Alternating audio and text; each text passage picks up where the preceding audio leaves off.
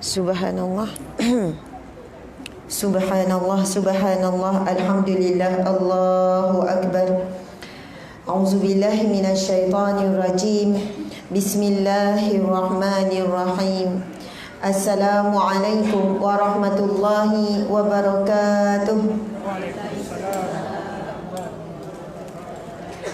Terima kasih kepada Tuan Haji, pengerusi majlis, pengerusi yang terbaik, subhanallah, dalam cara mempengerusikan. Begitu juga dengan menyusun ayat-ayatnya, Masya Allah, ketenangannya. Mudah-mudahan boleh jadi pengerusi majlis seumur hidup. Subhanallah, bermanfaat untuk ummah, insya-Allah, memudahkan atur cara program dan sebagainya. Jadi alhamdulillah, mudah-mudahan kita semua diberkati oleh Allah pada petang yang barakah ini, insya-Allah. Seterusnya saya ingin mengucapkan juga terima kasih kepada pihak surau tepi jalan besar tu kan. Jadi saya ni nampak jemaah, lepas tu nampak juga kereta laju tu kan. Masya Allah, nampak kedai-kedai macam boleh pergilah nanti tu membeli ya. Tepi jalan besar, jalan utama, iaitu namanya Surau Nur Bestari, Taman Nusa Bestari Jaya. Tak jauh lah daripada masjid pagi tadi ya. Siapa yang dah pergi masjid lepas tu datang pula sini? Oh, ada beberapa orang ya. Janganlah pula rasa macam apa ya. Pagi petang jumpa, tak puas ke ni? Lepas tu malam pun ikut juga. Oh, besok lagi, Masya Allah. Jadi bila dengar walaupun benda yang sama, buat-buat macam tak pernah dengar lagi. Saya pun bukan ilmu banyak pun, ulang je yang sama. Masya Allah, alhamdulillah, Allahu akbar. Terima kasih kepada pihak surau, start daripada pengerusinya, bendaharinya, setiausahanya, AJK muslimin muslimatnya, seterusnya kepada datuk-datuk, datin-datin, tuan-tuan, puan-puan, atuk-atuk, nenek-nenek, ramai yang dah pencen ni. Dan juga kepada tuan-tuan, puan-puan, ibu ayah muslimin muslimat yang dirahmati Allah sekalian. Masya Allah, alhamdulillah. Saya dah bagi salam kan? Dah. Alhamdulillah, alhamdulillahi rabbil alamin. Segala puji-pujian kita rafakkan kepada Allah yang mentadbir sekalian alam, Tuhan sekalian alam. Masya Allah. Hamdan lillah, segala puji-pujian bagi Allah. Hamdan lillah, salatan wa salaman ala rasulillah, sayyidina wa maulana wa habibina wa syafi'ina Muhammad ibni Abdillah wa ala alihi wa ashabihi awliyaillah. Subhanallah, segala puji-pujian hanya kepada Allah. Petang yang barakah, Jumaat yang barakah. Bukan mudah waktu petang nak ada ceramah ni. Bukan mudah juga nak hadir ceramah pada waktu lepas Zuhur, lepas Jumaat, lepas makan kenyang ni. Masya Allah, yang sedapnya baca doa tidur ni. Kalau sama-sama saya nampak ada yang ngantuk, kita tukarlah pada baca doa tidur berjemaah. Masya Allah. Alhamdulillah, tahniah ibu-ibu sebab boleh datang. Macam pagi tadi tu di masjid, pagi memang kita bukan kata tak, maksudnya tak pelik sangat jemaah tu ramai. Sebab pagi memang waktu tengah segar, boleh diaturkan, kurang sibuk sikit. Bila petang ni kesibukan dan waktunya yang pendek. Kadang dah ambil anak balik sekolah, bukan senang nak tinggal. Pagi tadi tu lebih kurang dalam 1,000 orang juga saya rasa kan. Di masjid tu, masjid besar. Jadi alhamdulillah, subhanallah, disebab kesetukan masa kita tetap terima juga pada waktu petang ni. Tahniah pada ibu-ibu, ayah-ayah. Saya tengok muslimin pun ada di luar sana. Dan saya nampak muka macam ustaz-ustaz belaka tu. Orang lelaki senang je nak nampak macam ustaz, pakai kopiah tu kita nampak macam ustaz ya. Yang perempuan memang sama je, ustazah sama je, tak boleh nak beza. Tapi orang lelaki kau tengok muka tu macam ustaz, macam tok-tok guru, syekh-syekh kabir belaka. Jadi saya segan sebenarnya nak bercakap depan orang-orang alim ni. Jadi mudah-mudahan saya bercakap ini sekadar perkongsian saja, pendapat ataupun kupasan saya yang sangatlah rendah, yang sangatlah ringkas. Maka sudah tentu di sana orang-orang alim di sini lebih jauh pandangan dan pemerhatian penghayatannya tentang sesuatu perkara. Jadi alhamdulillah, hari ini Jumaat yang pertama tahun 2020. Ke ada lagi yang rasa tahun 2019? Umur berapa semua? Tengok dia sebut nak umur yang tahun lepas lagi. Kalau ikut tahun hijrah, kena tambah 2 tahun lagi masing-masing. Saya 39 Ustazah, Mujola belum 40 lagi. Rasa muda lagi, ada 3 depan tu. Padahal sepatutnya mungkin dia dah 40 atau 41 dah. Ataupun wallahualam, saya pun tak pasti kiraan takwim hijrah macam mana. Lebih kurang lah 2 tahun beza. Bila umur tertentu dia beza 2 tahun. Umur sekian beza setahun, masuk umur sekian beza 2 tahun. Jadi sebenarnya lebih tua daripada usia sebenar. Masya Allah. Jadi tahun 2020, masa saya kecil dulu, kan makcik-makcik sekalian, sedar tak kita akhirnya sampai 2020?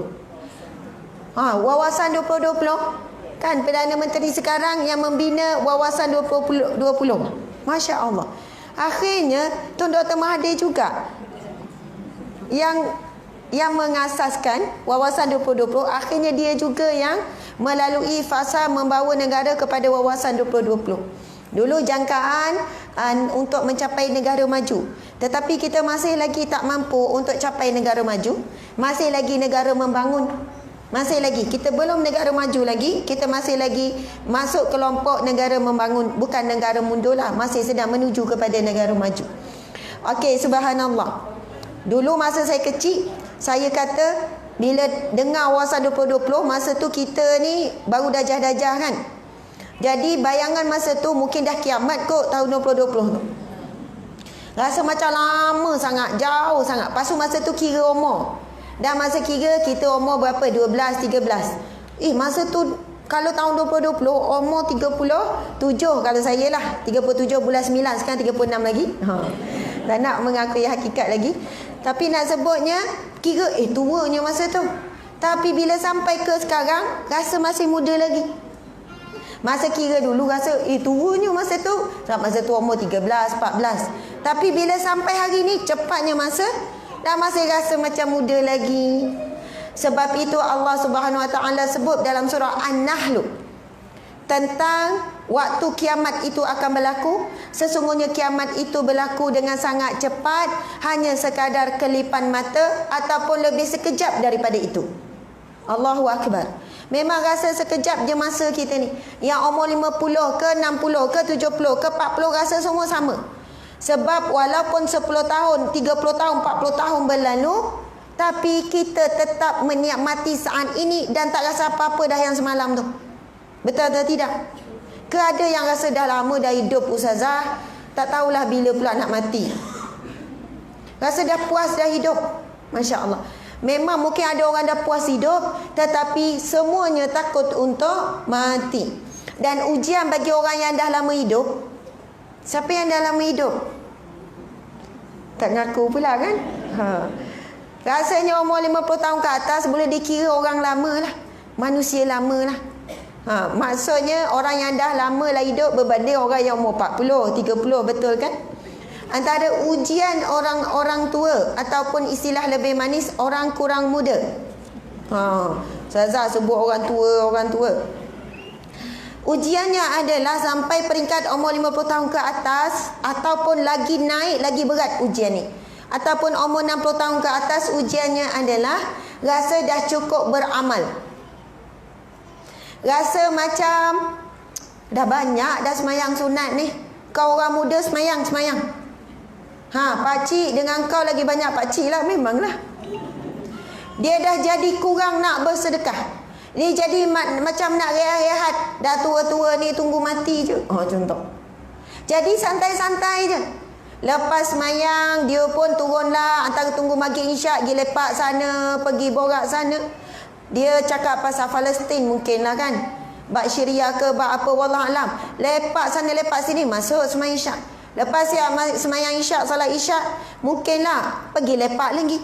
Rehat-rehat, relax-relax, jangan fikir banyak-banyak. Yang penting menikmati saat usia emas. Macam tu. Dah ramai mana hari ini ujian berat bila Allah beri sehat. Dia dua. Sehat pada usia emas, ujian. Dan sakit pada usia emas juga ujian. Dan kita tak tahu mana ujian yang lebih berat. Dan ramai mana orang yang diuji sehat ketika usia emas, dia tak rasa dia tua. Bila dah pencen, dia ingat dulu nak banyakkan hadir majlis ilmu, nak banyakkan ibadah, tapi rupanya lebih banyak berjalan. Kejap terbang sana, kejap terbang sini. Lepas dah 2 minggu pergi berjalan, cuti 2 minggu. Sebab penat, sakit lutut, tak larat, tak nampak di masjid, tak nampak di majlis ilmu. Dah sihat sikit nak pergi berjalan pula. Dan memang ada beberapa orang yang mengakui pada saya, Ustazah, makcik ni tak tahu masalah apa. Kalau berjalan sehat, duduk rumah sakit. Jadi makcik ni sekarang memang ada grup jalan-jalan ni. Dah makcik berjalan dengan kaki jalan, berkawan dengan kaki jalan, memang jalan je kerja. Berkawan dengan kaki borak-borak je. Kaki makan je. Hari ni cistat, esok apa pula, esok ini pula. Makan je, bincang pasal menu makanan. Yang kaki ngumpat, jadi mengumpat je. Tak kira kat mana-mana, ngumpat je. Dalam majlis ilmu pun dia start, dia boleh ngumpat. Dia duduk siku ni. Siku, dia tak bercakap, dia siku. Siku, tengok orang tu. Mata mengumpat. Dia tu memanglah. Masih datang majlis ilmu, tidur. Lepas tu nanti bila makan sama-sama, siku lagi. Oh, kaki tapau tu, kaki tapau. Tak tahulah, subhanallah. Tabung lalu depan pun dia siku kawan dia. Tengok tu, tak ada nak bagi, tak pernah bagi. Nampak je kadang-kadang tu. Dah kaki ngumpat. Walaupun di majlis ilmu, di rumah Allah, di masjid, di surau dan sebagainya. Masya Allah. Sebab itu sangat penting memilih kawan, memilih sahabat. Sahabat lain, kawan lain, teman lain, rakan lain. Oh, tak apalah saya tak istilahkan pun. Sahabat yang rapat dengan kita. Tapi kalau kawan, kenalan, mungkin kita kawan je semua orang. Tapi bila jadi rapat, sebab kita akan sangat mempengaruhi. Dan Nabi sebut, seseorang itu dikenali, maksud dirinya itu dengan siapa yang dia berkawan.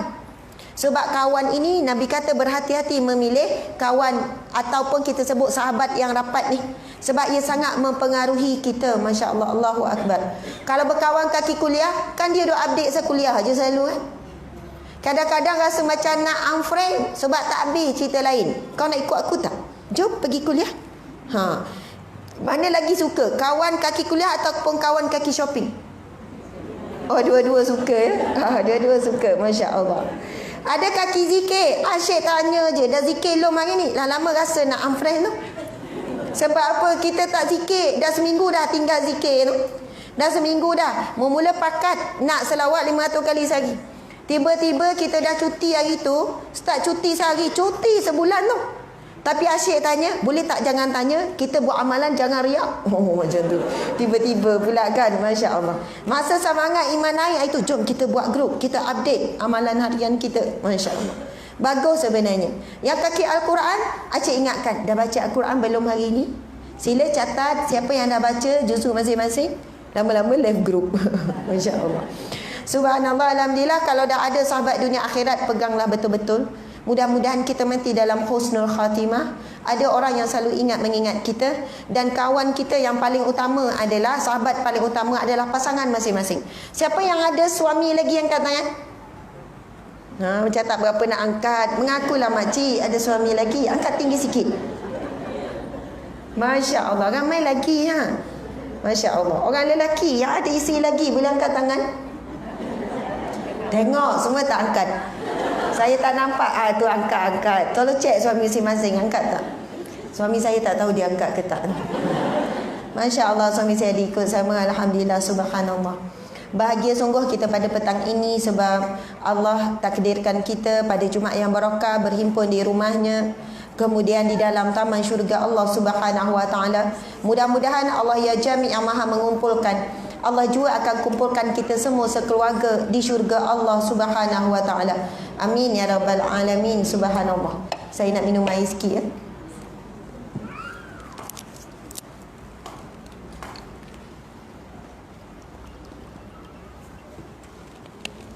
Bismillahirrahmanirrahim.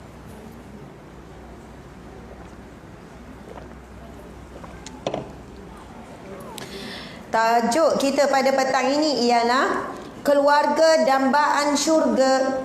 Keluarga dambaan syurga. Subhanallah. Inilah cita-cita kita, iaitu untuk masuk syurga sekeluarga. Dan sekeluarga ni bukan keluarga kecil. Bukan mak, ayah, adik-beradik, kemudian suami, isteri dan anak-anak saja. Bahkan insya-Allah seluruh zuriat keturunan kita, nenek moyang ke atas walaupun yang kita tak jumpa. Kemudian yang kiri kanan termasuk adik-beradik pergi kepada sepupu, dua pupu, tiga pupu semuanya. Kemudian kita harapkan juga zuriat keturunan, mungkin cicit kita tak sempat jumpa, mungkin cuit tak sempat dalam umur kita, tapi sudah tentu kita mengharapkan semuanya akan dikumpulkan kembali di syurga Allah. Kita tak lama nak Ramadan, lepas tu raya. Seronok tak raya? Sebenarnya raya ni dia seronok sebab apa? Kita orang Melayu Islam bukanlah sebab seronok meraihkan betapa seronoknya habis Ramadan tu, tetapi lebih kepada hari itu kita jadi adat kebiasaan kita akan berkumpul semua ahli keluarga. Yang jauh, yang dekat, yang jarang balik apa, wajib biasanya akan balik. Yang luar negara pun boleh balik.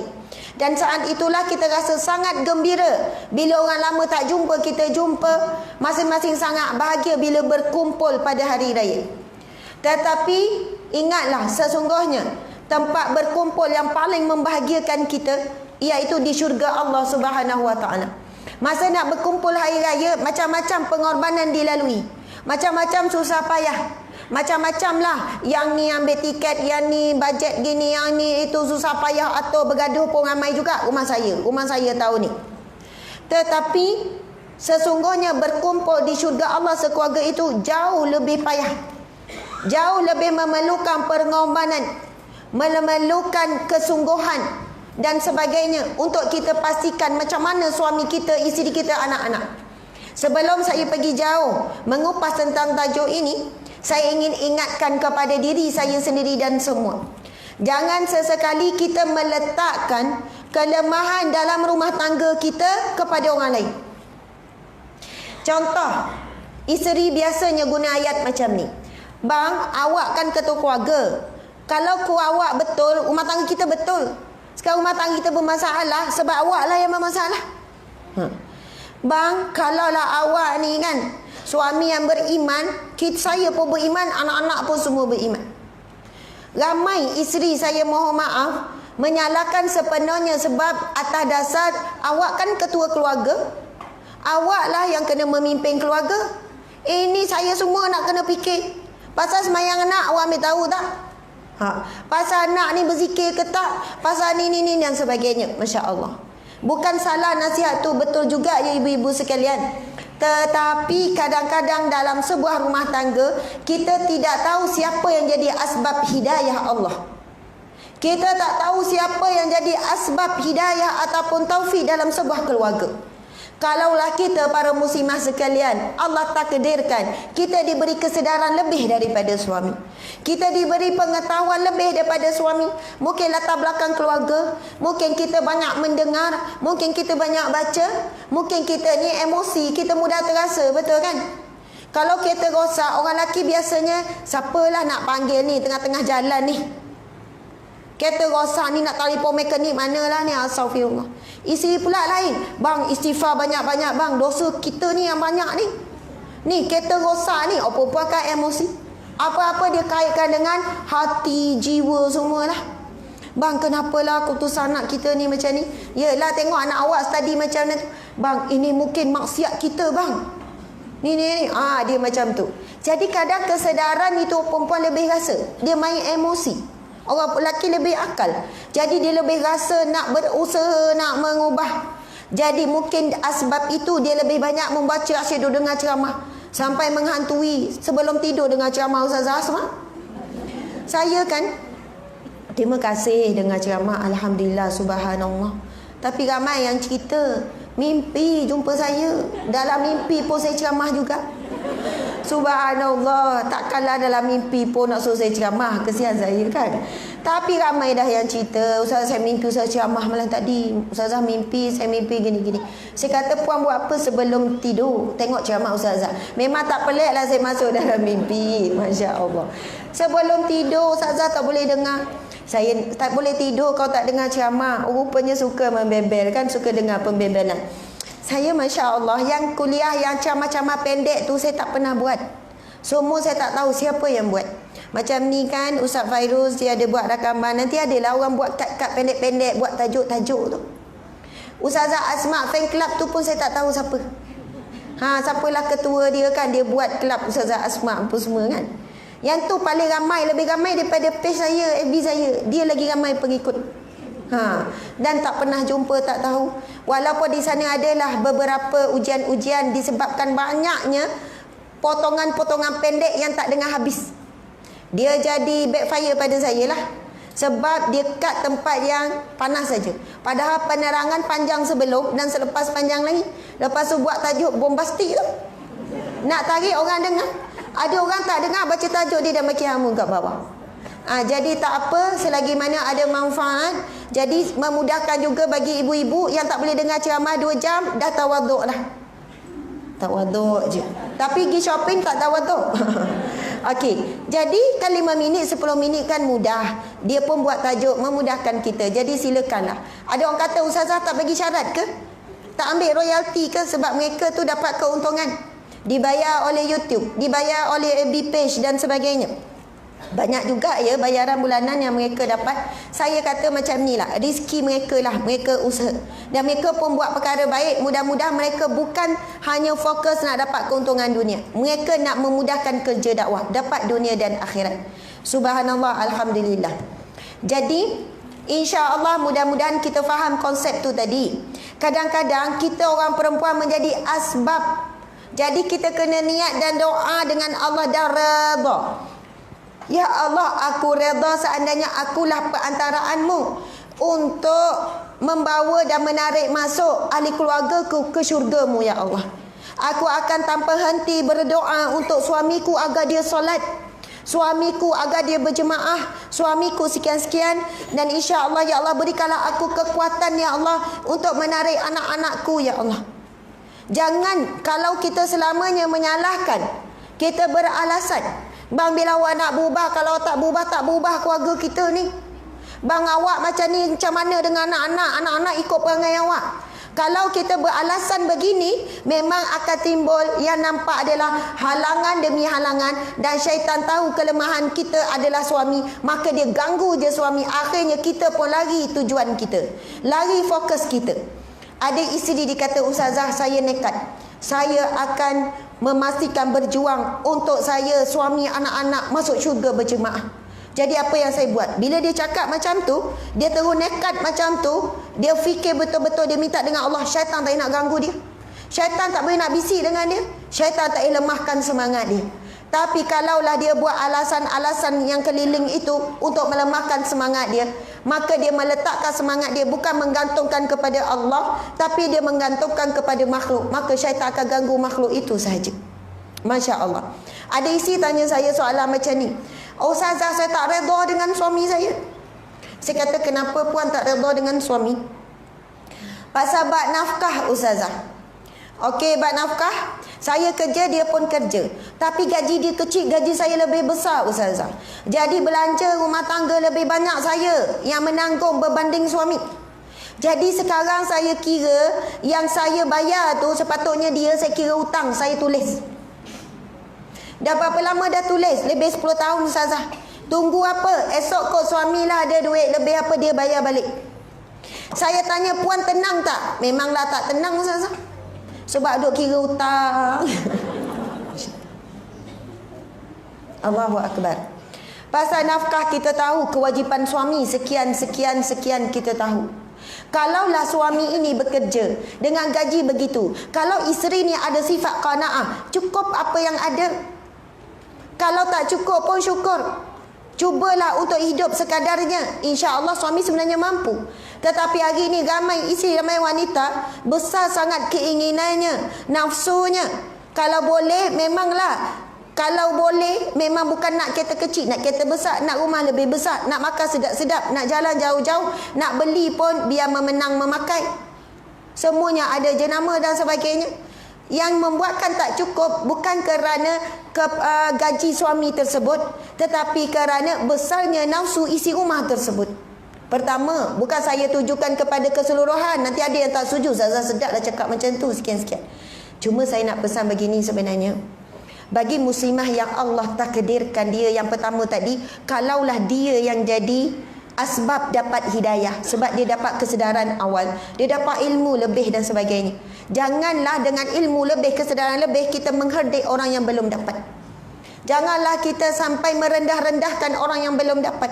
Sebab Allah berfirman di dalam Al-Quran, innaka la tahdi man ahbabta. Kamu tidak boleh memberi hidayah kepada orang yang kamu cinta. Innallaha yahdi man yasha. Allah lah yang memberi hidayah kepada siapa yang dia mahu.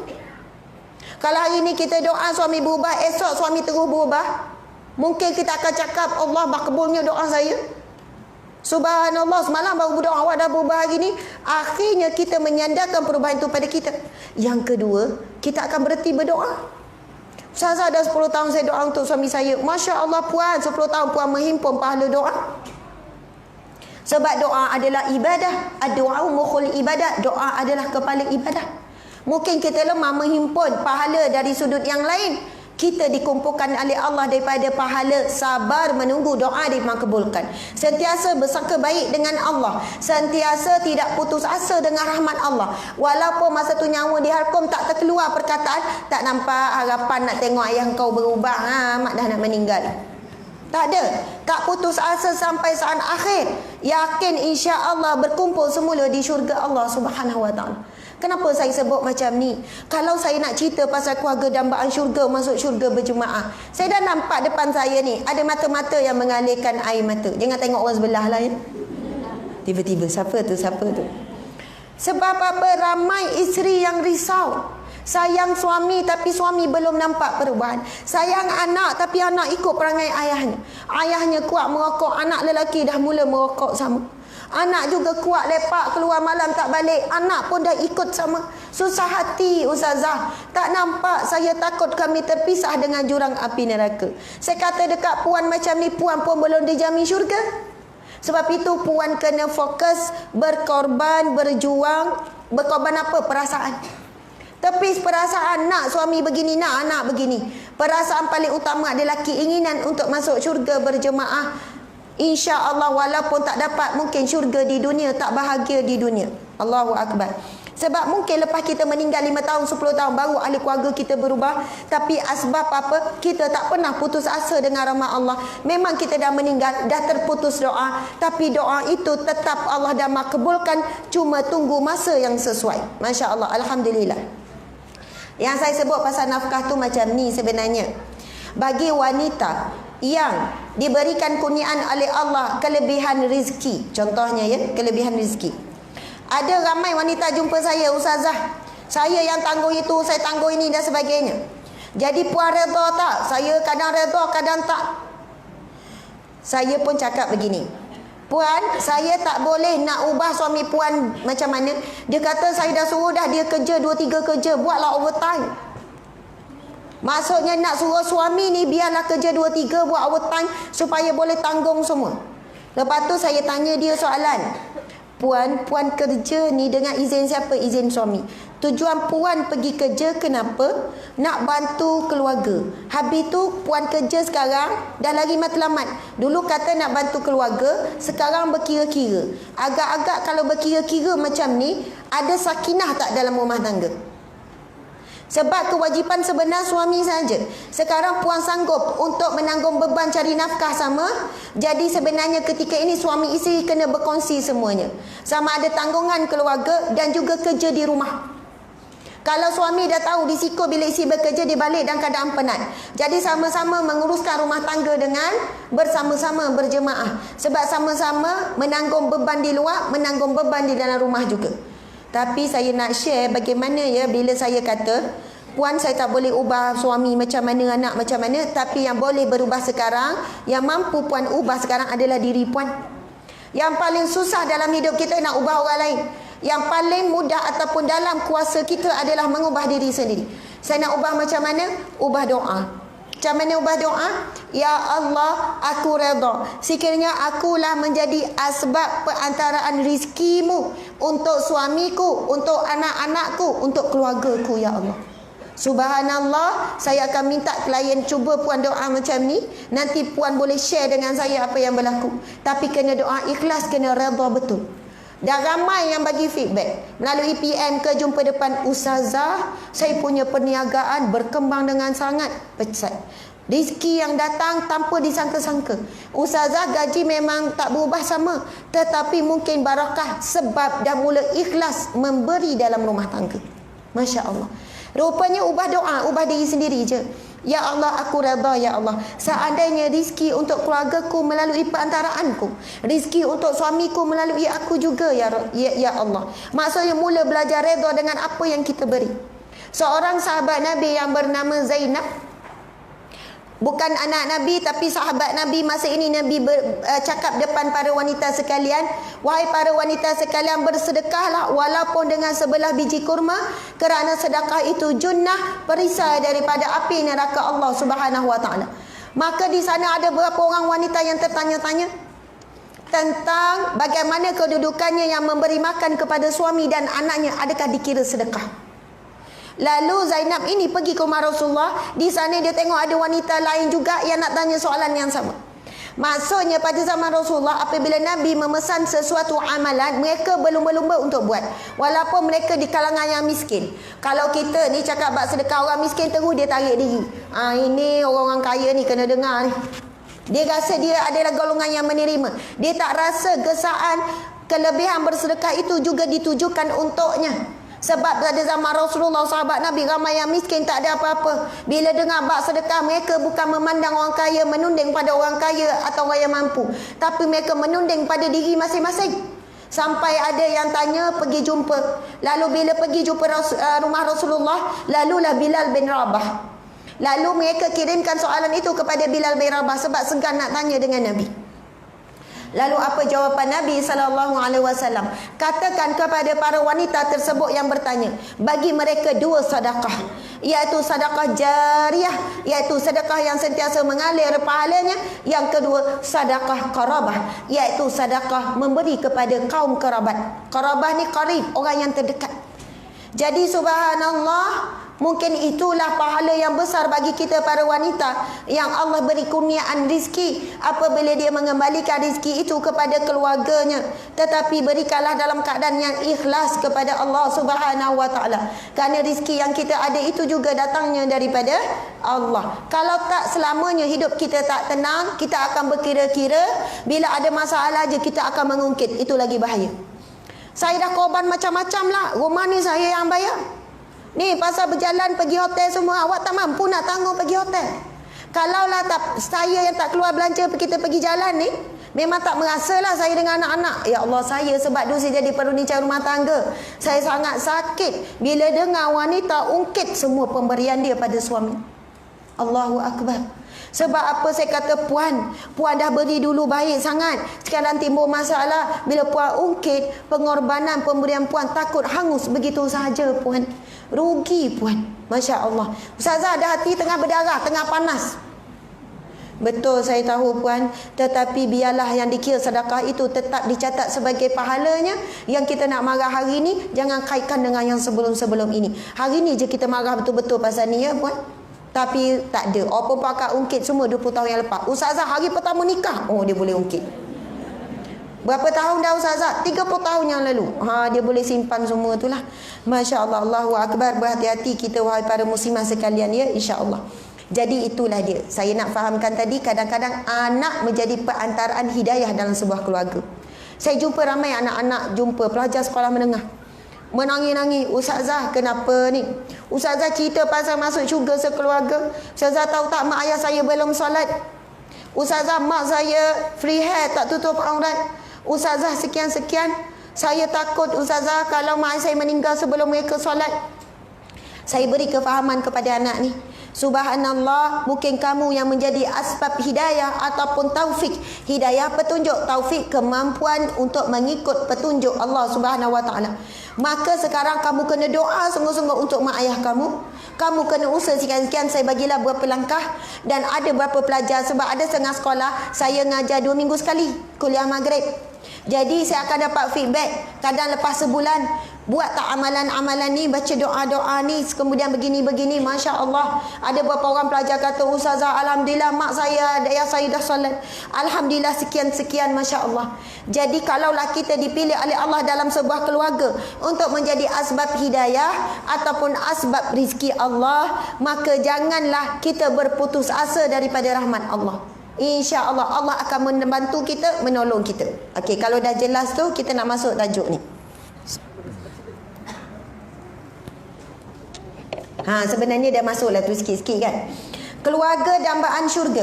Firman Allah Subhanahu wa taala, A'udzubillahi minasyaitonirrajim. Surah Al-Furqan ayat 24. Ashabul jannati yauma izin khairum mustaqarran wa ahsanu maqila. Subhanallah. Maksudnya, penghuni-penghuni syurga pada hari itu paling baik tempat menetapnya dan paling indah tempat rehatnya. Surah Al-Furqan ayat 24. Berkumpul bersama keluarga adalah satu nikmat yang paling utama. Seperti mana kita ketika di dunia rasa bahagia berkumpul, saat berkumpul begitulah berlipat kali ganda lagi bahagia kita di akhirat kelak. Allah juga berfirman dalam surah Al-Fusilat ayat 31. A'udzubillahi minasyaitonirrajim.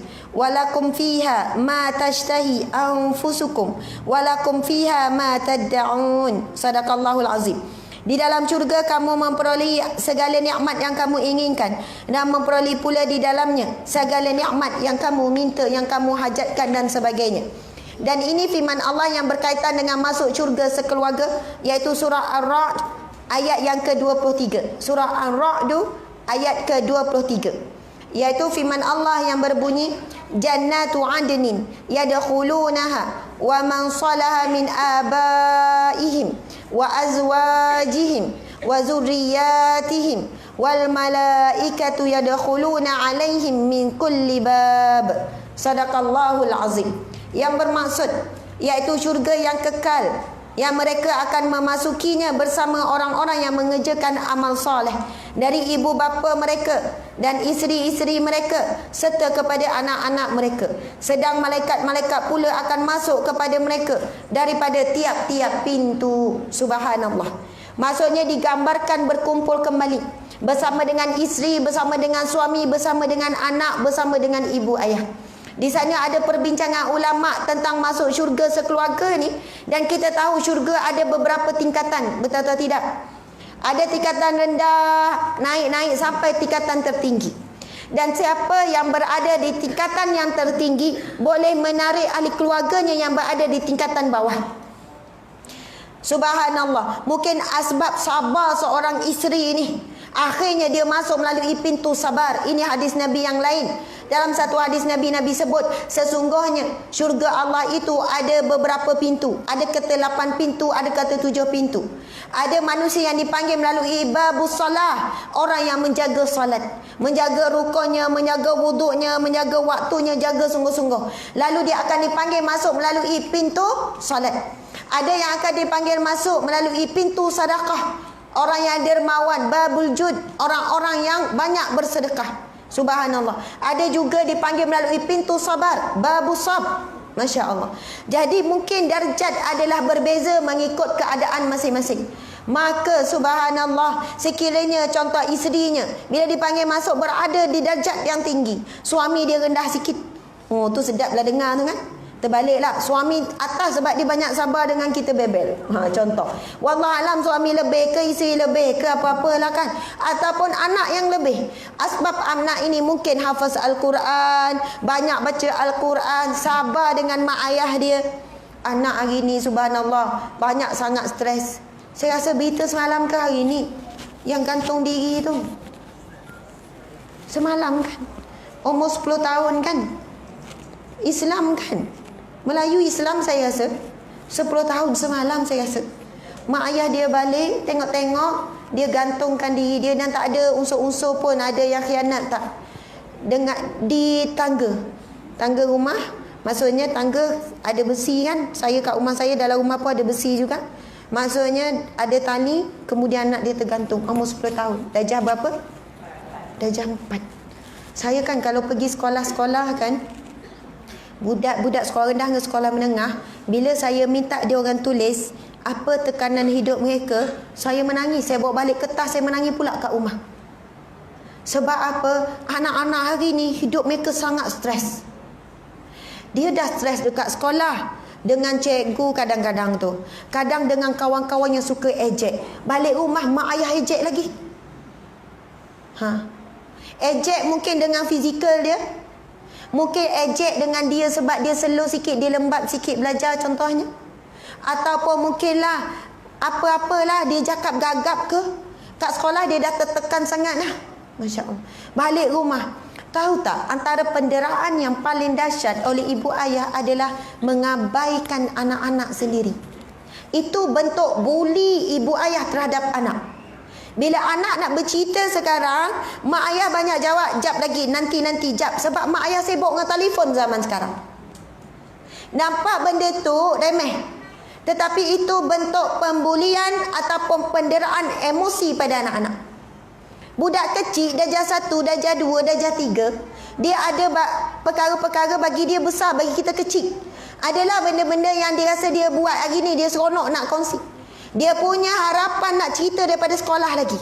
Yang mana dia bila lukis bunga, cikgu puji, bagi 3 bintang, 5 bintang. Dia rasa tak sabar nak share dengan mak tu. Tak sabar nak tunjuk dengan ibu, tak sabar nak tunjuk dengan ayah.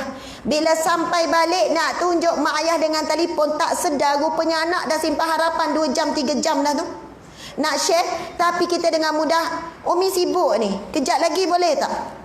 Hancur hati dia.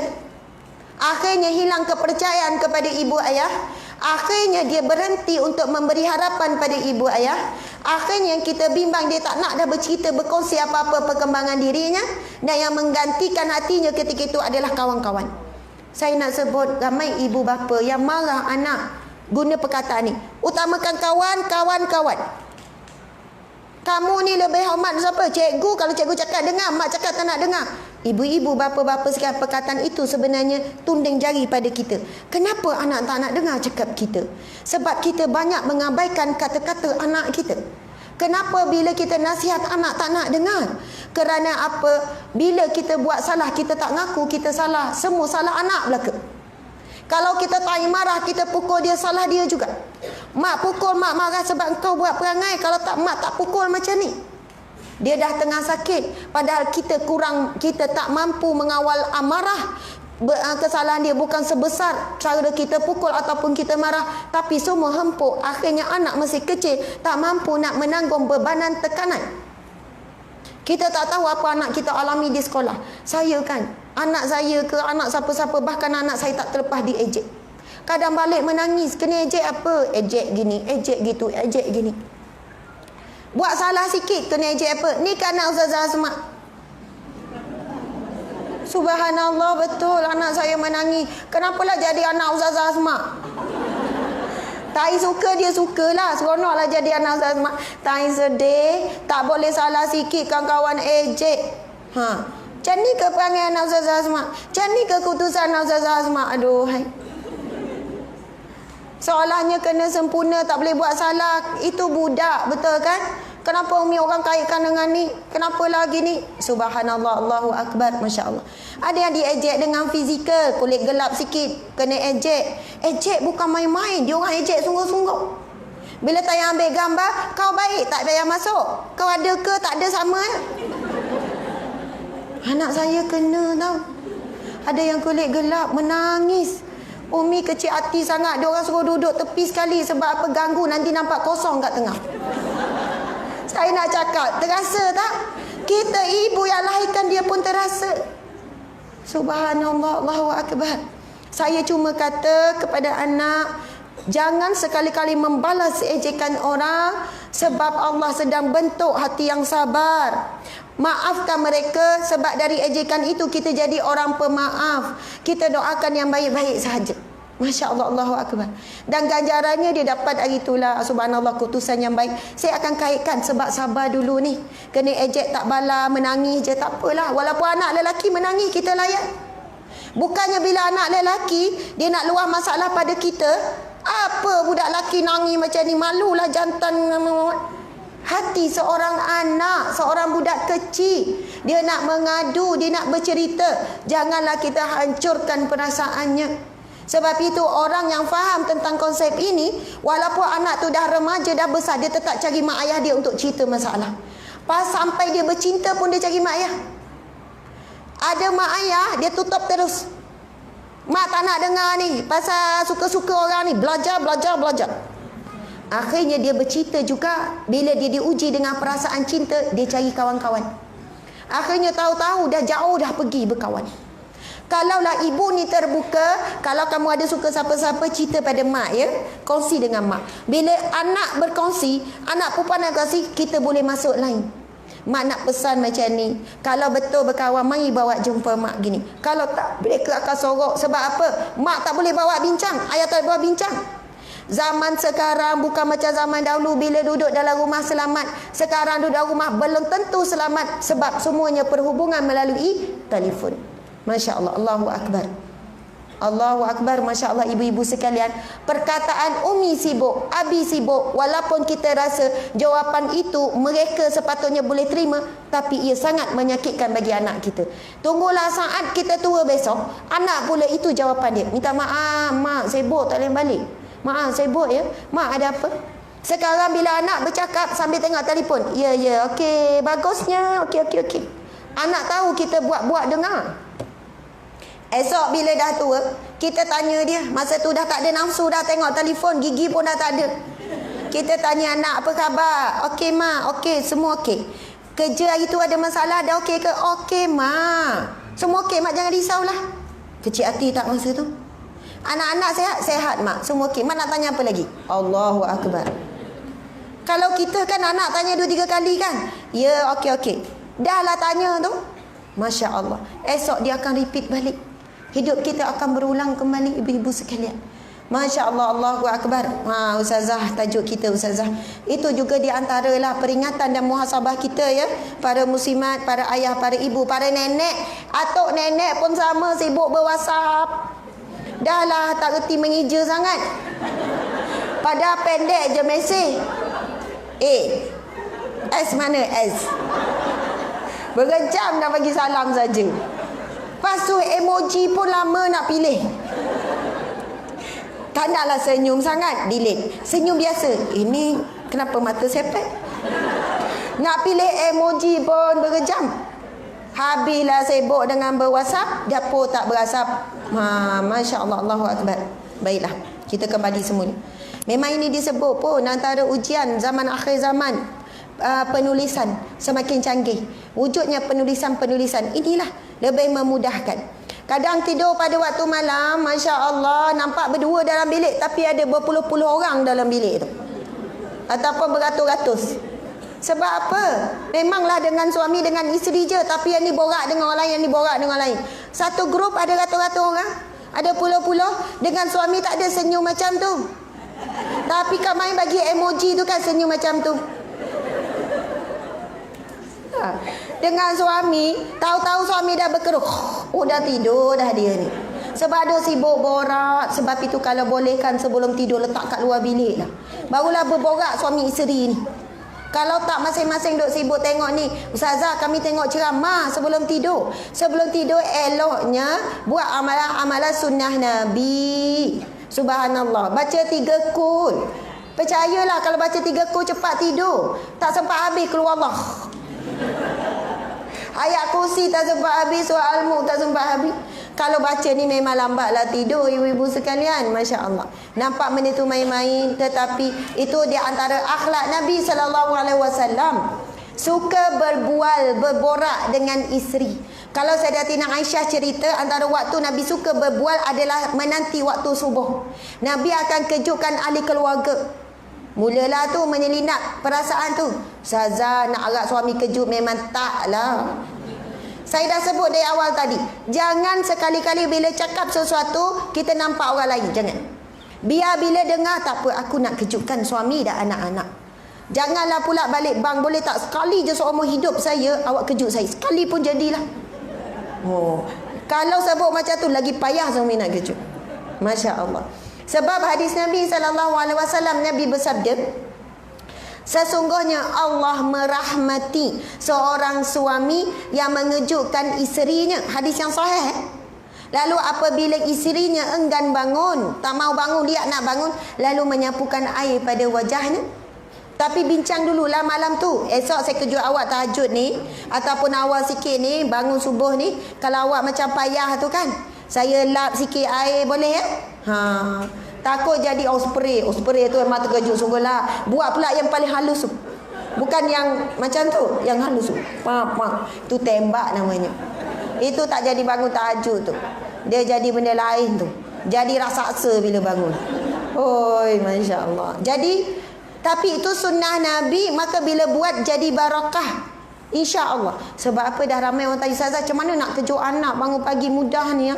Payah betul lah nak kejut anak, nak pergi sekolah apa semua. Wallahualam. Sebabkan satu, mungkin saya tak diuji lah 7 anak 5 orang sekolah. Bangun pagi memang bagi salam dulu. Assalamualaikum warahmatullahi. Bagi salam. Mungkinlah sebab suara Ustazah Asma tu kan kuat kan. Tapi biasanya orang tua celak, okey duduk dan baca doa. Duduklah terpisat-pisat baca doa bangun tidur. Subhanallah. Dia pun jawab Waalaikumsalam Umi. Maksud setakat ni tak ada masalah. Bagi salam je bangun sekian. Tetapi yang nak menjamin mudah atau tidak bangun waktu pagi adalah tidur malam tu. Okey, semua ambil wuduk sebelum tidur. Sebab apa? Tidur dalam keadaan suci dan digugurkan dosa, tidur dalam keadaan diampunkan Allah. Duduk sekejap 5 minit, paling penting. Jumpa sebelum tidur, paling penting. Ibu, ayah dengan cucu, dengan anak. Ni kalau dulu saya anak dah besar tak buat, baru dengar hari ni, buat dengan cucu lah. Masya Allah. Duduk sekejap. Al-Mulk kita baca awal-awal lepas maghrib ataupun lepas isyak. Kalau baca sebelum tidur memang tak sampailah tu ayat ke-30 tu. Memula nampak lagi tak nampak dah Al-Quran masa. Sebab panjang, bila waktu nak tidur ni memang Al-Quran membawa ketenangan, terlebih tenang. Macam tu.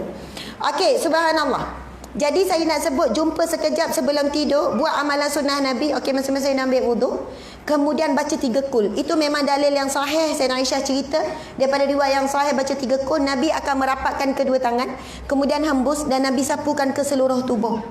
Nabi Muhammad buat setiap malam. Kita ini bukan Nabi, dan kita ni banyak sangat dosa. Kita tak boleh istiqamah, Nabi boleh istiqamah. Dahsyatnya kita. Tapi Nabi nak tunjuk amalan sunnah supaya kita ikut. Masya Allah. Kemudian antaranya bacaan ayat kursi. Kemudian zikir Fatimah kalau mampu. Yang terbaiknya bacalah. Itu Nabi pesan baca sebelum tidur. Ia lebih baik daripada seorang pembantu. Subhanallah 33 kali, Alhamdulillah 33 kali, Allahu Akbar 33 kali. Bayangkanlah kan kita tertidur dalam zikrullah, lebih baik daripada tertidur dalam keadaan tengok tu. Tengok apa ni? Tengok telefon. Subhanallah, Allahu Akbar. Okey. Jadi tidur dalam keadaan ikut sunnah membantu memudahkan bangun pada siangnya, pada paginya. Masya Allah. Jadi bagi salam, kemudian kita dah cakap esok kalau Umi kejut, nanti Umi sapu air kalau kamu tak boleh ni. Percik akan jadi terkejut, betul kan? Sapu air, baca bismillah, baca isti'azah dulu. Auzubillahi minasyaitanirrajim, bismillahirrahmanirrahim. InsyaAllah anak mudah bangun, cepat bangun. InsyaAllah. Lepas daripada itu ada barakah sebab ia adalah amalan sunnah Nabi. Nabi sebut Allah merahmati seorang suami yang mengejutkan isterinya. Masya Allah. Lalu apabila isterinya enggan bangun, lalu menyapukan air pada wajahnya. Dan Allah merahmati seorang isteri yang mengejutkan suaminya. Apabila suaminya enggan bangun, maka dia menyapu pada wajah suaminya. Hadis ini adil untuk dua-dua. Masya Allah. Jadi tak payahlah rasa sedih muslimat sekalian. Ustazah sepanjang nikah 30 tahun tak pernah suami kejut saya. Asyik saya kejut dia. Subhanallah, awal pagi puan dirahmati Allah. Sebab Nabi sebut Allah merahmati siapa yang mengejutkan. Dan kalau isteri ni bijak kan, dia akan rasa bersyukur sangat sebab dia orang pertama bangun dan dia kejutkan semua ahli keluarganya, maka dia dapat pahala dia ibadah, dia dapat pahala juga orang lain beribadah. Sebab asbab dia kejutkan, semua orang lain bangun tahajud, orang lain dapat satu tahajud, dia dapat semua pahala orang-orang lain juga bertahajud. Masya Allah. Bahkan mungkin jadi berebutlah pula. Esok saya nak kejut, jangan awak kejut saya. Esok suami bangun dulu, tidur balik, saya nak kejut awak. Sampai tahap tu lah contohnya. Tapi saya suka sebut begitu. Maksudnya tak payah kecewa lah kalau Allah takdirkan kita jadi asbab ahli keluarga kita bangun. Kadang ada perempuan tu, ada wanita, ada ibu tu, dia punya marah pagi-pagi tu kan. Bangun semua, bangun. Kalaulah saya meninggal ni, esok ni ada orang kejutkan tak ni? Ni bila nak bangun sendiri sampai kiamat dah ni tak bangun-bangun ni. Ibarat macam itulah kadang nak marah. Sebab dia lupa betapa besarnya rahmat Allah untuk dia. Apabila dia menjadi asbab untuk bangunkan ahli keluarganya pada malam hari ataupun pada subuh tu untuk bangun solat subuh dan sebagainya. Masya Allah. Alhamdulillah. Subhanallah. Seterusnya, amalan untuk menjadi penghuni syurga sebuah keluarga. Okey, banyaklah pula ni sebenarnya. Masya Allah. Sampai tahajud tak habis.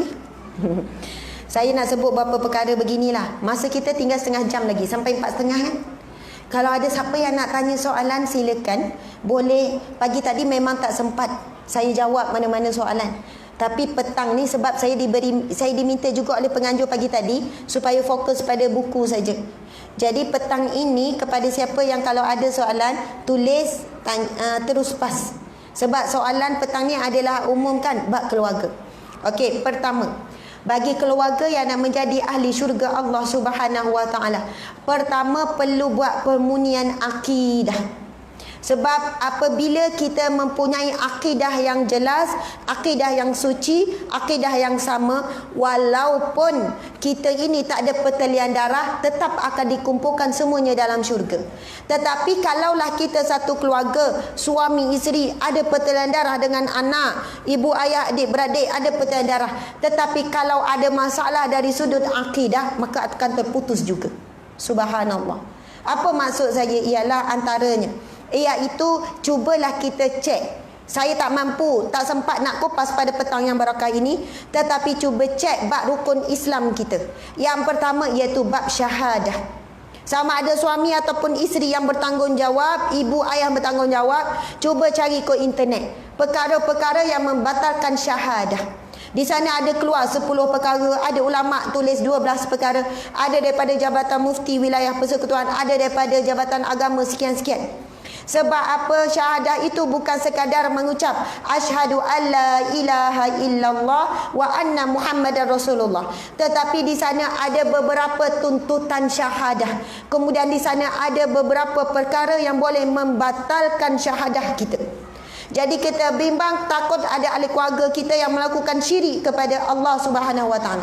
Sebab di sana ada hadis Nabi yang sahih, sesungguhnya syafaatku adalah untuk umatku yang tidak pernah mensyirikkan Allah Subhanahu Wa Taala. Hari ini kita diuji dengan pelbagai ujian. Ada orang untuk keluar daripada ujian tersebut, dia guna jalan-jalan yang khurafat. Hujannya dah turun. Subhanallah, hujan rahmat hari Jumaat yang barakah. Kita sama-sama doa. Bismillahirrahmanirrahim. Allahumma sayyiban nafi'an.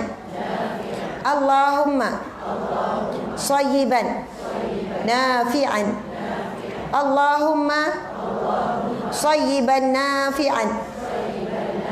Ya Allah, limpahkanlah kami manfaatmu, kebaikanmu, rahmatmu, pengampunanmu, taubatmu, rizkimu, kelapanganmu, kasih sayangmu, sebagaimana hujan yang turun, titisan hujan yang melimpah.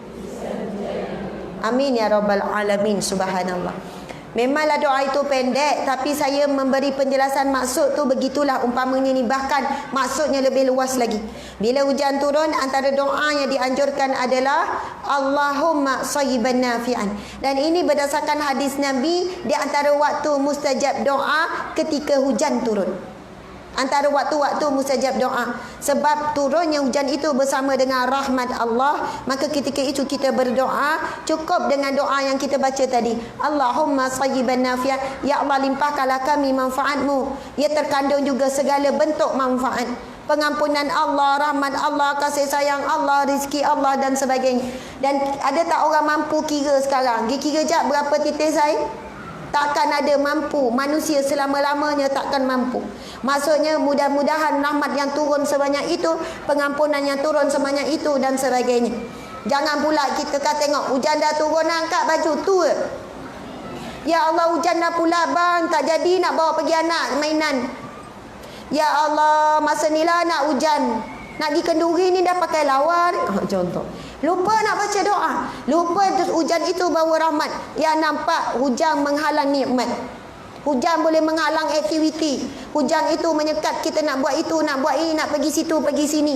Ada orang yang berniaga, ya Allah hujan dah pula, mesti kurang ni kita ni.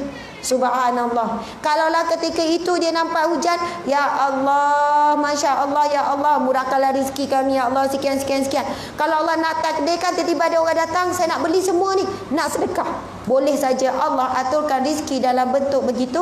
Sebab doa dia, mohon rezeki daripada Allah pada waktu yang mustajab. Perniagaannya, bisnes dia, jualan dia lebih baik daripada hari tak hujan. Allahu Akbar. Subhanallah. Alhamdulillah. Okey. Jadi subhanallah, untuk masuk keluarga ke syurga antaranya dah sebut tadi bab syahadah, betul kan? Kemudian rukun Islam yang kedua apa dia? Bab solat. Di sana ada beberapa hadis Nabi tentang kelebihan solat berjemaah. Saya nak tanya, mana lebih afdal? Orang lelaki solat berjemaah di masjid, di surau ataupun di rumah?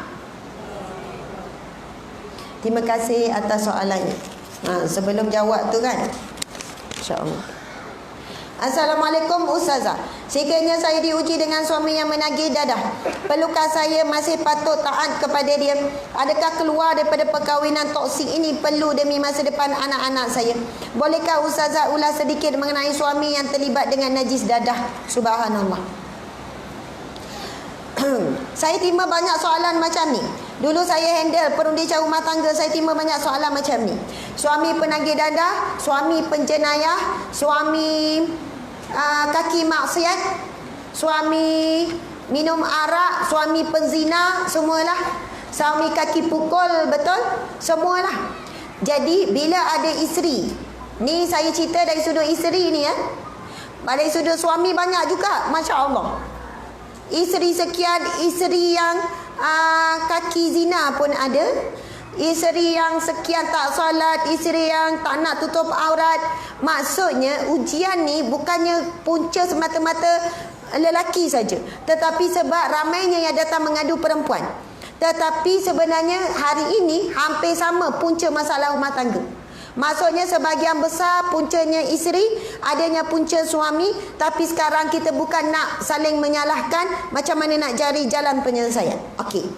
Biasanya kalau perempuan datang, sebab perempuan ni dia emosi, saya akan cakap macam ni. Puan, suami puan penagih dadah. Contoh, sebab soalan dia penagih dadah. Bila penagih dadah mungkin akan efek dari segi tanggungjawab dia yang lain. Mungkin akan efek bab salat.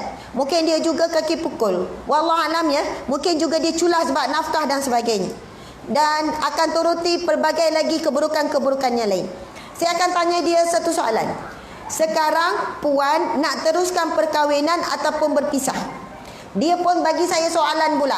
Bagi Ustazah macam mana? Ini masalah orang perempuan macam tu lah. Dia sebenarnya datang, dia dah ada dah fikiran tu. Saya kata, puan tak boleh serahkan soalan tu pada saya. Ini bukan masalah saya, ini masalah puan. Allah sedang uji puan. Dan kedua-dua keputusannya saya akan bantu. Ustazah, saya tak tahulah nak yang mana satu. Kalaulah puan tak tahu, duduk di tengah-tengah, berpisah pun tak tahu, tak nak. Tapi kalau teruskan terseksa, tapi berpisah tak nak, duduk di tengah-tengah, ini maksudnya adalah manusia dua alam. Umpama macam itulah istilah. Saya nak bagi mudah faham ni ibu-ibu wanita sekalian. Saya kata macam ni puan, saya tak boleh tolong puan selagi puan tak jelas tujuan puan, apa yang puan nak buat keputusan. Ustazah, kalau saya pilih untuk berpisah, pilihan puan untuk berpisah juga baik. Kalau saya pilih untuk tetap bersama, itu pun baik. Tetapi ia bukan tergantung kepada keputusan, tergantung daripada tindakan selepas ini. Okey, Ustazah bagi tahu. Kalau puan fikir nak bertahan, sebab ramai isteri yang macam ni. Dah kena pukul teruk, ustazah saya masih sayang suami saya. Ustazah saya ada masalah, suami tak bagi nafkah. Saya pun tanya soalan tu juga. Puan nak terus pernikahan ke nak berpisah dengan suami tak bertanggungjawab? Ustazah saya tak fikir pasal cerai lah. Saya tak pernah terfikir pun. Saya tanya je puan. Kalau puan tak terfikir nak berpisah, saya senang. Nasihat saya ialah fokus kepada bagaimana nak bertahan dalam rumah tangga yang sebegini. Bagaimana puan nak terus sabar dalam rumah tangga begini. Sebab masalah orang perempuan macam ni. Bila tengah bahagia, ya Allah, seronoknya. Bila tengah menderita, baik berpisah macam ni. Baik tak ada suami daripada ada suami. Jadi hidup dia antara macam tu je. Tak pernah ada ketetapan. Maksudnya sekejap bahagia, sekejap tak. Sekarang kita lah buat pilihan. Saya kata puan, kalau puan pilih untuk tetap teruskan bersama, walaupun suami ada masalah begini-begini, itu pilihan puan. Walaupun pandangan agama mungkin lebih baik puan lepas daripada keluarga seperti ini, suami yang seperti ini, tapi puan kata puan insya-Allah masih berharap dia akan berubah sekian-sekian. Sekarang saya minta dengan puan, jangan fikir pasal nak bercerai. Sebab selagi puan bila ada masalah fikir nak bercerai, selagi tu puan tak akan nampak jalan keluar. Akan tertutup jalan keluar. Sekarang fokus pertama doa, yang kedua usaha. Sekarang puan fokus apa? Doa, kita pun share. Doa ini baca surah Ghafir ayat 44, kemudian ikhtiar begini-begini. Jangan lagi marah dia, mungkinlah dia rasa dia kurang kasih sayang. Kadang-kadang memang banyak punca kerana dia membesar tanpa kasih sayang dan sebagainya. Bila dia nikah dia tak dapat perhatian isterinya, akhirnya dia merasakan kawan-kawan boleh beri perhatian, akhirnya dia terjebak. Apa pun sebab, kita boleh cari banyak punca sebab. Sekarang mungkin puan begini-begini sebab puan tak nak berpisahkan. Dia ustazah tak nak pisah. Jadi fokus kepada penyelesaian. Insya-Allah misi ada jalan Allah bagi. Masya Allah. Kemudian anak sekarang, cuba bagi perhatian pada anak. Jangan sebab stres dengan bapa anak terabai. Akhirnya ustazah, anak-anak saya macam ni sebab bapa dia. Sekarang siapa yang rugi? Puan rugi. Suami pun puan menghadapi ujian, anak dah jadi mangsa keadaan. Saya jumpa ramai isteri yang sangat hebat, walaupun suami bermasalah tapi anak tetap berjaya. Anak tetap ni sebab dia fikir dia tak nak mewariskan masalah anak, masalah bapa ni kepada anak. Boleh saja. Walaupun ayah tak solat, anak tetap jaga solat. Ayah tak pernah nak baca Quran, tetapi kesabaran, kecekalan. Dan kalau kita tahu, ramai ulama-ulama terdahulu lahirnya daripada ibu tunggal. Ibu yang membesarkan seorang. Lepas tu dia jawab, kalau macam tu Zaza, acilah dia dah tak ada suami. Ibu tunggal lagi hebat. Lagi senang, dia seorang je. Habis tu puan nak jadi ibu tunggal tak? Tak nak, jangan sebut Zaza pasal cerai. Faham tak apa yang saya cuba sampaikan? Maksudnya kena pilih dulu, fokus. Okey, sekarang saya pilih ustazah untuk berpisah. Sekarang bila kita buat proses perceraian, saya akan bantu puan. Isi borang ni, nanti saya akan keluarkan surat. Surat terus ke mahkamah. Bahawasanya saya menyokong permohonan klien ni setelah dibincang apa untuk meneruskan bagi permohonan fasah contohnya. Khulu contohnya. Cerai secara baik contohnya. Jadi lepas ni puan janganlah pula sampai masa, betul ke aku nak bercerai ni? Betul ke? Kalau macam tu puan memang akan kembali kepada keadaan ini juga. Sekarang kalau puan buat keputusan untuk berpisah, maka fokus sampai akhir. Sebab di sana saya jumpa dah ramai wanita yang akhirnya kembali berterima kasih pada saya. Ustazah, dulu saya ingat bila berpisah hidup saya hancur sekian-sekian. Tetapi subhanallah baru saya sedar selama ini dah 20 tahun, dah 15 tahun hidup saya. Rupanya saya dah menderitakan diri saya dengan suami. Dan akhirnya bila berpisah, saya dapat kasih sayang. Saya dah lama mengabaikan adik-beradik. Dulu saya langsung lepas nikah lupa terus adik-beradik. Hari lahir adik-beradik tak ada nak bagi hadiah, dah lama tak pergi berjalan. Sekarang rupanya kasih sayang dan kebahagiaan itu ada sumber-sumber yang lain. Sumber adik-beradik, sumber kawan-kawan, sumber mak ayah. Maksudnya ada sumber-sumber lain. Bukan hanya satu sumber saja. Sekarang ni Ustazah ni menyokong penceraian ke? Tak. Saya nak sebut kedua-dua pilihan memerlukan kesabaran yang tinggi. Jadi salah kalau kita cakap, oh dia tu dah hilang sabar tu sebab tu dia dah pergi mohon ke mahkamah tu. Ingat senang ke nak minta berpisah ni? Sebab kesabaran lebih banyak. Kata orang tak tahu cerita sebenar, begitu begini, fitnah boleh berlaku. Sebab itu jangan ingat dua-dua salah satu itu adalah kerana hilang sabar. Tak. Masya Allah.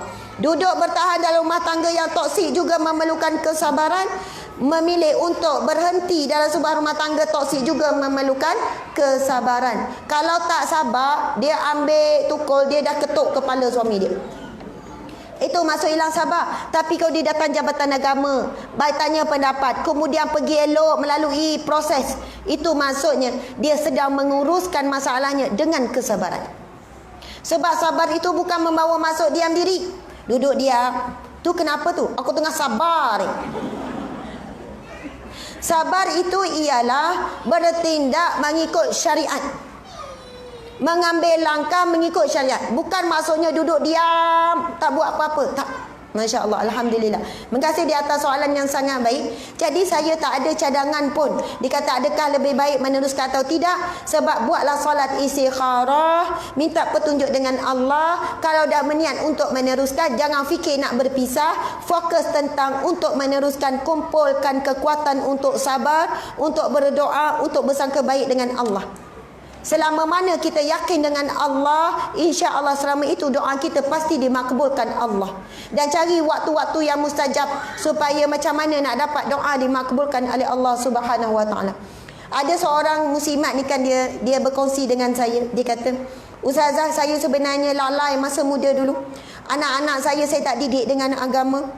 Dan tak ada seorang pun anak saya ni melalui tulisan panjang dia tulis. Anak-anak saya semua tak ada pun yang hafaz Al-Quran. Sekarang barulah saya rasa, ya Allah, seronoknya kalau ada seorang anak hafaz Al-Quran sekian. Tapi anak-anak saya dah besar.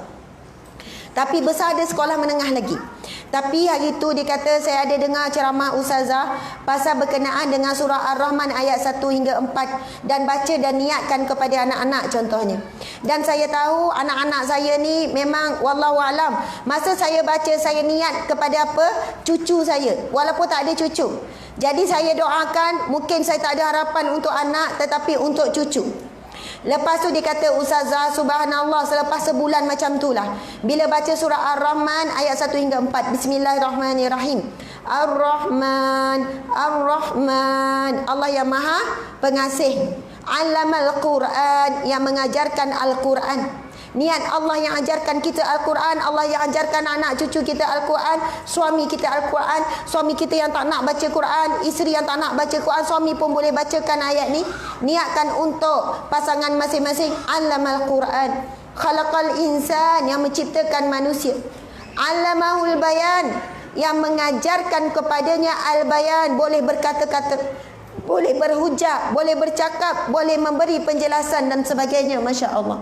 Dia kata, subhanallah Ustazah, tak sangka anak saya yang bongsu, tanpa saya minta apa, bagi tahu pada saya pada suatu hari nak masuk tahfiz. Walaupun suami saya tak setuju. Ayah dia tak sokong, suami tak setuju. Ayah tak sokong dan dia juga diejek oleh sepupu-sepupu. Sebab dalam keluarga saya, keluarga besar pun tak ada seorang pun yang masuk ke aliran tahfiz. Dia kata, Ustazah, saya pun tak sangka macam mana anak perempuan saya satu hari dia minta nak berhenti sekolah biasa, nak minta kebenaran, nak masuk sekolah tahfiz. Saya nak tanya, siapa yang memberi bisikan ataupun membuka pintu hati anak tu? Allah Subhanahu Wa Taala. Kita kalau sandarkan kepada kita, kita boleh paksa anak.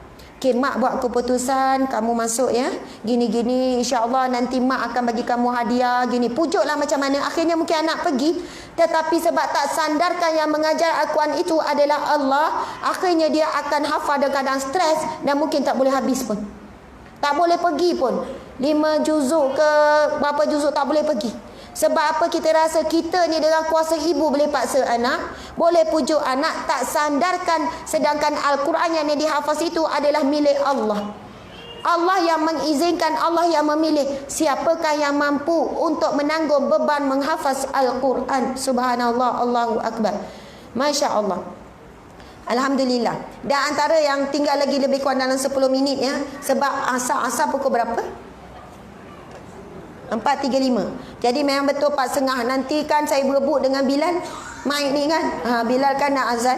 Saya takut kalau Bilal datang memang kalah lah. Sebenarnya. Okey. Antara ayat Al-Quran zikir kan untuk masuk insya-Allah masuk syurga berjemaah sekeluarga. Iaitu apa? Sebelum itu saya nak bacakan dulu firman Allah Subhanahu Wa Taala yang berbunyi, A'udzubillahi minasyaitonirrajim. Bismillahirrahmanirrahim. Ya ayyatuhan nafsul mutmainnah, wahai jiwa-jiwa yang tenang. Subhanallah. Mudah-mudahan kita semua diseru dengan seruan ini. Allah menyeru kita, ya ayyatuhan nafsul mutmainnah, wahai jiwa-jiwa yang tenang, irji'i ila rabbiki radiyatan mardiyah, kembalilah kepada Tuhanmu dalam keadaan kamu redha dan kamu juga diredai oleh Allah. Fadkhuli fi ibadi, masuklah di kalangan hamba-Ku, iaitu hamba-hamba-Ku yang soleh. Wadkhuli jannati, dan masuklah ke dalam syurga-Ku. Subhanallah. Mudah-mudahan seruan ini bukan kita saja, seluruh al-keluarga kita dapat seruan yang sama. Tetapi perasan atau tidak, ayat ini mengikat, iaitu siapakah golongan yang akan dipanggil sebagai panggilan, wahai jiwa yang tenang, masuklah ke dalam rahmat-Ku di kalangan hamba-Ku, dan masuklah ke dalam syurga-Ku. Fadkhuli wadkhuli jannati, dan masuklah ke dalam syurga-Ku. Iaitu pertama, golongan yang diredai oleh Allah. Tapi sebelum diredai oleh Allah, dia mesti redha dengan Allah. Kan ayat itu, fadkhuli fi ibadi ya ayyatuhan nafsul mutmainnah irji'i ila rabbiki, kembalilah kepada Tuhanmu radiyatan mardiyah, iaitu dalam keadaan kamu redha kepada Tuhanmu dan kamu juga diredai oleh Allah. Allahu akbar, subhanallah. Sebab itu dalam rumah tangga ada dua saja.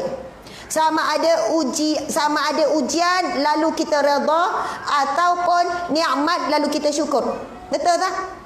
Ia akan silih berganti antara dua itu je. Antara nikmat lalu kita syukur, itu perjalanan ke syurga, ataupun apabila diberi ujian lalu kita redha, itu jalan ke syurga. Sebab itu subhanallah, para muslimin muslimat, ibu-ibu, ayah-ayah sekalian, kadang-kadang rumah tangga kita diuji tanpa henti. Ingat dah tua ustazah, ujian dah kurang, rupanya bertambah-tambah. Orang tua kat rumah tu buat perangai ustazah. Orang tua mana? Roommate saya lah, kawan sebilik suami dia. Tak nak sebut suami, sebut orang tua. Dia tak sedar dia pun tua. Subhanallah, Masya Allah. Rupanya melalui jalan ujian, itulah jalannya kita dapat redha Allah. Sebab apabila kita redha dengan ujian Allah, betul atau tidak? Rupanya kita ini kenapa hidup tak tenang, resah gelisah, asyik nak marah, tak puas hati itu ini sebab kita belum redha dengan ketetapan Allah. Nak redha dapat suami macam tu pun makan masa 20 tahun tak redha lagi. Kenapalah dulu terima pinangan? Makcik ni cakap pasal siapa? Pasal suami dah berapa tahun kahwin, 30 tahun kahwin, tak redha lagi sampai hari ni.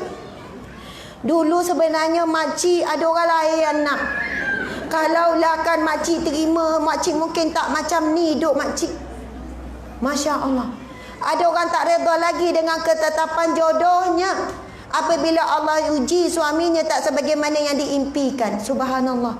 Kita faham konsep macam ni lah. Allah subhanahu wa ta'ala berfirman di dalam Al-Quran. A'udzubillahi minasyaitonirrajim. Wa 'asa an takrahu syai'an wa huwa khairul lakum wa 'asa an tuhibbu syai'an wa huwa syarrul lakum wallahu ya'lamu wa antum la ta'lamun. Sadaqallahul azim. Yang bermaksud, boleh jadi apa yang kamu tak suka, yang kamu sedihkan, yang kamu benci itu dia baik bagi kamu, dan boleh jadi apa yang kamu impikan itu ia buruk bagi kamu. Wallahu ya'lamu wa antum la ta'lamun. Sesungguhnya Allah Maha mengetahui, kamu tidak tahu apa-apa. Jadi Allah lebih tahu kita mampu menanggung bebanan suami yang menguji sabar berbanding menanggung bebanan suami yang menguji syukur kita kepada Allah. Ramai mana orang dapat suami begini-begini, dipuji-dipuja, akhirnya lebih banyak memuji-memuja suami, riak takabur dengan kelebihan suami. Akhirnya mendapat suami yang baik seperti mana baiknya suami dia, bukannya meningkatkan hubungannya dengan Allah. Tetapi bila diuji dengan suami yang banyak menguji sabar dia, membuatkan dia mampu bangun di tengah malam, menangis tiap malam. Bila berdoa, baca Al-Fatihah pun menangis. Iyyaka na'budu wa iyyaka nasta'in, tak esak-esak. Hanya kepadamu lah aku sembah, hanya kepadamu lah tempat aku minta tolong. Tapi kalau suami baru beli gelang emas, bukan mudah nak menangis. Kalau dapat makan sedap, tidur sedap, semua sedap, bukan mudah nak menangis. Masya Allah. Rupanya akhirnya melalui jalan ujian kita dapat redha Allah Subhanahu wa taala dengan syarat kita redha dengan ketetapan yang Allah berikan kepada kita. Masya Allah. Jadi di sana ada doa yang boleh kita amalkan untuk keluarga kita supaya kita dapat redha Allah. Sebab dapat redha Allah adalah syarat untuk dipanggil masuk ke dalam syurga Allah. Jadi bukan kita seorang, kita nak semua ahli keluarga kita dapat redha Allah. Dengan mengamalkan satu zikir, satu doa, dan kita nak baca sama-sama ni ya. Masya Allah. Duduk tegak semua. Nabi SAW bersabda, barang siapa yang membaca zikir ini pada waktu pagi 3 kali dan pada waktu petang 3 kali, ataupun tak sempat lupa pada waktu petang baca lepas maghrib contohnya, ataupun nak tidur baru teringat tak apa baca sebelum tidur, Nabi kata maka dia berhak mendapat redha Allah di padang mahsyar kelak. Jadi ibu bapa yang bijak, suami isteri yang bijak sentiasa ingatkan ahli keluarga. Dah baca zikir redha belum? Sebelum tidur tanya dah baca zikir redha belum? Sebab supaya kita semua adalah menjadi hamba Allah yang diredai oleh Allah, nanti masuk syurga sekeluarga. Doanya, zikirnya adalah, saya baca semua ikut ya. Nabi sebut berapa kali? 3 kali. Bismillahirrahmanirrahim. Raditu billahi rabba wa bil islami dina wa bi Muhammadin nabiyyan wa rasula. Okey, kali kedua kena semangat lagi, kena kuat lagi. Sebab tu tadi baru ikut, mungkin sebut pun payah sikit, tapi dah ramai orang hafal, saya tahu, sebab ada dalam bacaan Al-Ma'surat. Okey, ulang lagi. Bismillahirrahmanirrahim. Raditu billahi rabba wa bil islami dina wa bi Muhammadin nabiyyan wa rasula. Okey, yang ketiga ni saya minta kita tanda tangan betul-betul, kita minta betul redha Allah ni. Kita harap betul-betul, subhanallah, kalaulah Allah makbulkan pada saat ini, beruntungnya kita. Allah berikan redha-Nya kepada kita, Allah makbulkan hajat kita insya-Allah. Raditu billahi rabba wa bil islami dina wa bi Muhammadin nabiyyan wa rasula. Daku redha Allah sebagai Tuhanku, sebagai pentadbirku, sebagai yang memberi ketetapan hidupku. Daku redha di atas setiap ketetapan Allah, keputusan Allah, ujian Allah. Aku redha ya Allah di atas setiap pemberianmu, ujianmu, nikmatmu, ketetapanmu. Daku redha Islam sebagai agamaku, cara hidupku, cara pakaiku, cara berhiburku, cara makan minumku, cara matiku, dan cara aku dibangkitkan. Daku redha bahawasanya Nabi Muhammad sallallahu alaihi wasallam nabiku, ikutanku, sunnah yang diikutku, dan rasulmu. Amin ya rabbal alamin. Subhanallah. Antara hikmah besar doa ini, ibu-ibu sekalian, kita ulang setiap pagi, ulang pada waktu petang. Lama-lama tanam terpasak dalam hati kita redha terhadap setiap ujian Allah.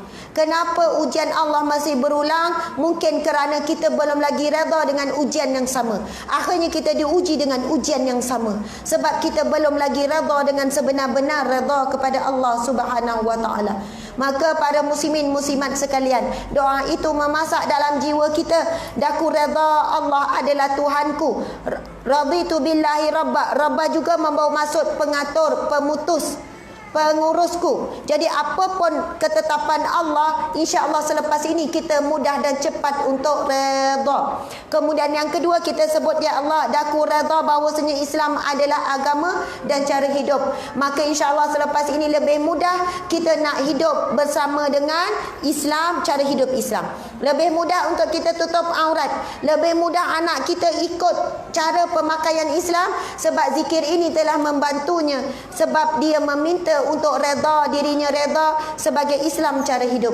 Dan yang terakhir, apabila kita benar-benar cakap redha bahawa si Nabi Muhammad adalah Nabi kita, akhirnya kita menghidupkan sunnah Nabi dalam diri, dalam keluarga, dalam kehidupan kita seluruhnya, insya-Allah. Subhanallah, sebagai peringatannya, yang paling kita takut ialah saat akhir kematian kita, kita tidak redha saat kita dipanggil oleh Allah. Ketika itu kita bimbang, kita akan sebut, ya Allah, aku belum bersedia. Aku tak redha lagi engkau nak ambil nyawaku, ya Allah. Kerana aku belum lagi jadi isteri yang taat pada suami, isteri yang sabar pada suami. Aku belum jadi lagi ibu yang pemaaf. Aku belum maafkan anak-anak aku lagi.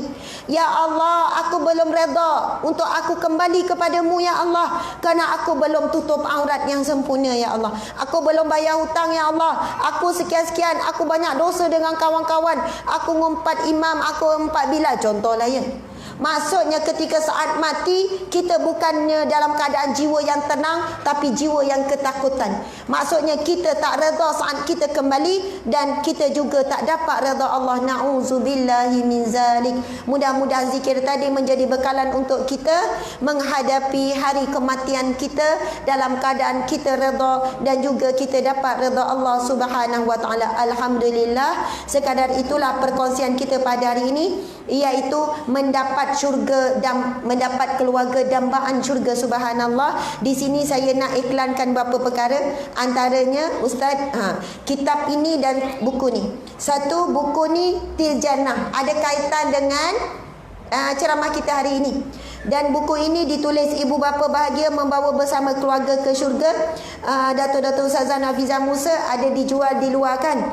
Okey, Ustaz ni membawa bekalan cantik sangat. Kalau ibu-ibu rasa macam ibu-ibu tak perlukan, beli juga, hadiahkan pada anak-anak kita, supaya insya-Allah mereka diberi hidayah petunjuk oleh Allah untuk bina, untuk perbaiki, ubah keluarga anak-anak kita menuju ke syurga Allah. Buku yang kedua juga daripada ustaz kita ni juga, subhanallah. Ustaz Fairuz ni banyak buat kerja-kerja dakwah ya, memudahkan pendakwah dan majlis-majlis ilmu. Masya-Allah, menyantuni orang-orang yang datang untuk turun kuliah jauh dan dekat. Jadi buku ni Haruman Rohani, iaitu 124 hadis dan uraiannya mengenai ilmu, ulama, penawar hati dan akhlak mulia. Masya-Allah ibu-ibu sekalian. Di antara ciri-ciri keluarga ke syurga, keluarga, sekeluarga ke syurga, subhanallah, ataupun keluarga ahli syurga, iaitu setiap hari baca satu hadis Nabi di dalam rumah ni. Ustazah, suami saya tak nak. Tak apalah makcik mula seorang dulu. Makcik baca seorang satu hadis. Kemudian sampai seminggu baca, 2 minggu baca, turun rahmat Allah, turun barakah, maka keluarlah penyakit. Akhirnya suami pun datanglah, keri. Awak baca apa tu? Saya baca hadis Nabi. Bacalah, saya nak dengar. Lepas tu insya-Allah lepas sebulan suami pula, saya baca, awak pula dengar. Masya Allah. Rupanya kadang masalah bukan untuk diselesaikan, tapi untuk kita kembali kepada Allah, hidup mengamalkan sunnah, akhirnya Allah selesaikan masalah kita. Masya Allah, Allahu Akbar. Dan yang terakhir, iklan apa, di luar sana ada wakil daripada umrah. Saya sebenarnya tak pernah, ini kali pertama pergi dengan ejen dan bawa umrah, sebab ramai juga yang minta. Dan umrah ini hanya seminggu saja, musim cuti sekolah bulan 3. 1 minggu saja, umrah jangka pendek. Kenapa saya minta travel buat seminggu? Ini memang permintaan saya. Sebab apa? Saya kata saya pernah ada pengalaman kali pertama pergi umrah, dan ni kali kedua baru saya nak pergi. Masa tu saya anak 7 orang kan, nak tinggal anak, masa tu anak 6 orang. 7 tu baru 4 bulan ya. Jadi memang susah hati orang ada anak kecil. Jadi ia meringankan bagi ibu bapa yang nak ikut. Anak tinggal seminggu, pergi minggu ni, minggu depan balik, tak rasa lama. Ia juga meringankan bagi orang tua, orang yang sakit dan sebagainya. Juga bagi orang yang sibuk jadualnya. InsyaAllah umrah bersama dengan saya. Dan antaranya sumbangan umrah ini memang diberikan kepada NGO, Badan Kebajikan, dan juga NGO saya sendiri dalam proses dibina untuk kerja dakwah. Sebab di bawah saya ada beberapa orang pegawai penyelidik yang sama membantu untuk menjawab soalan-soalan khususnya daripada pihak wanita. Subhanallah, insya-Allah mudah-mudahan bawa barakah. Kalau rasa tak ada perasaan nak pergi umrah, hadiahkan. Ada rezeki lebihan, Allah bagi, hadiahkan kepada orang susah, orang miskin ataupun pada anak-anak. Saya akan bawa umrah dengan mentadabbur Asmaul Husna. Kalau boleh sepanjang seminggu itu boleh habis 99 nama Allah.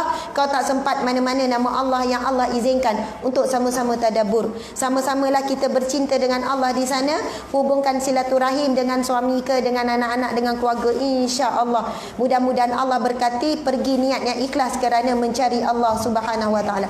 Alhamdulillah, sekian daripada saya. Saya mohon maaf salah dan silap. Terima kasih kepada semua. Wabillahi taufiq wal hidayah. Assalamualaikum warahmatullahi wabarakatuh.